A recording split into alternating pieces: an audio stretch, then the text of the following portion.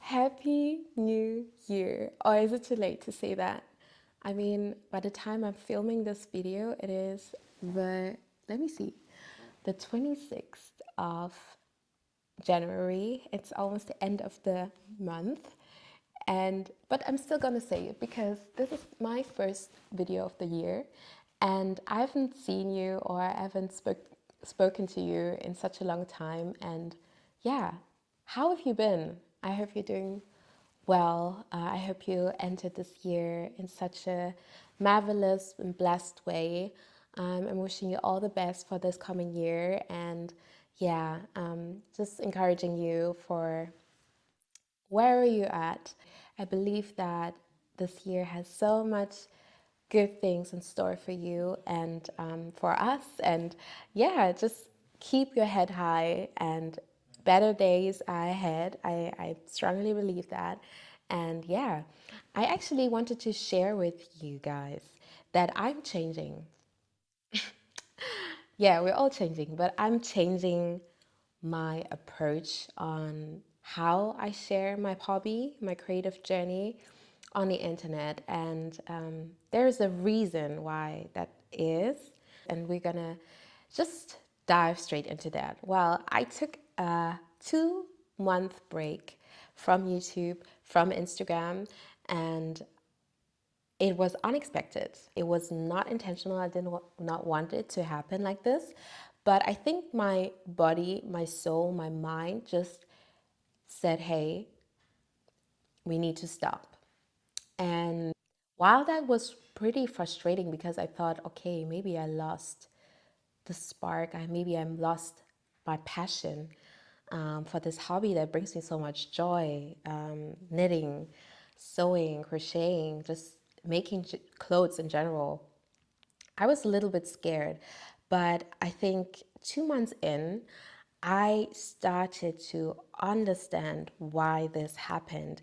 And I realized so many things about myself, so many things about this hobby and my why. And yeah, and I wanted to share with you what is going to be changing on this channel. It's going to be visual, it's going to be very noticeable, how I'm changing on this channel, but also on Instagram, and how I'm sharing my creative journey on the internet in general. So yeah, I think I'm going to go back to my why, and I think that's so important for me as a person that is very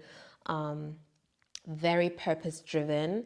The why is so important to me. And I noticed that my why was fading. I was so focused on numbers on social media, comparing myself to other creators on social media, that I kind of forgot or lost the purpose of why I was doing all of that. And I went back to in memory and remembered when I've posted my first ever picture on Instagram or on YouTube, and I was so excited. It was driven by my passion for this hobby and my passion to show other people, hey, like you can do this too. And it's so cool, and it's such a cool way to be more mindful and be more sustainable when it comes to our fashion consumption. And yeah, I kind of lost that, and I realized that I had to go back to there. I had to go back to where I was when I started off. So, and a big part of that is going to be that I am going to extremely limit my consumption of social media, especially on Instagram, because I felt like on Instagram was the platform that burnt me out the most. Actually, YouTube wasn't so at all. I really enjoyed doing YouTube videos, and I didn't feel the pressure of making YouTube videos. I had my issues with short form content because they're so demanding, and they want the algorithm just wants more and more of our creativity, of our ideas, and we pump out so much that in the end we get worn out, and we do everything to please this machine, but in the end, we actually lose out because we are giving in our source, our passion, our zeal, our energy for a machine that doesn't even care about what we're doing. To be honest, its sole purpose is to generate attention. It's an attention grabber. And I think our hobby is so, so special. And I realized I don't want to cheapen my hobby by being so over focused on making content for algorithm that barely cares about what I'm doing and the importance of what I'm doing and the great things that many of us are doing, but yeah, might just not be seeing because the algorithm doesn't value this form of content as trendy or as attention grabbing. And in a world where our attention is minimized by every single short form content we watch, that is a really, really crazy high currency. And I don't want to give into that anymore. I don't want to cheapen the passion I have for this hobby for social media anymore. So I'm going to be reducing how I post on either platforms, but especially on Instagram and on TikTok. Yeah, and what also drained me actually, and I haven't spoken about this very openly, but last year I felt that the next big or good step for me was to be self-employed and to go into this entrepreneurship journey, with my hobby. And yeah, I mean, I think for many of us, 2023 was a pretty rough year, and so was it for me. I think I had a lot of challenges in my life that ended up not really helping my goal to become completely self-sufficient when it comes to my job. I really had that wish to be an entrepreneur, but at the same time, I learned over this journey that this is being glamorized. Being an entrepreneur is being put on a pedestal so much, and we're being force fed this idea that we have to turn our hobbies into monetary success in some form. And I realized that by doing this, I lost the passion for my hobby actually, because it doesn't stay in hobby. It doesn't stay a hobby when you work, when you start doing this for work, and when you're making this the source of your income, the source of your livelihood, you lose the spark, and you will lose the spark. And I'm just talking about my own experience, but for me, and I think for many, many others, we lose our spark for what we once loved so much. And I asked myself, was this really the solution to my life, or helping achieve my goals for my life in general? And I noticed being self-employed wasn't the right thing at this given moment, and I had to let this goal go. You can see that as a setback, but for me, it was such a huge step forward, because now I've let it go and I've reclaimed my hobby as a hobby, yeah, that's basically it. Like I reclaimed that. And I think for many of us out there, or many of you who are maybe thinking about going into your entrepreneurship journey with your hobby, I think it is important to think about what the repercussions are if we do so.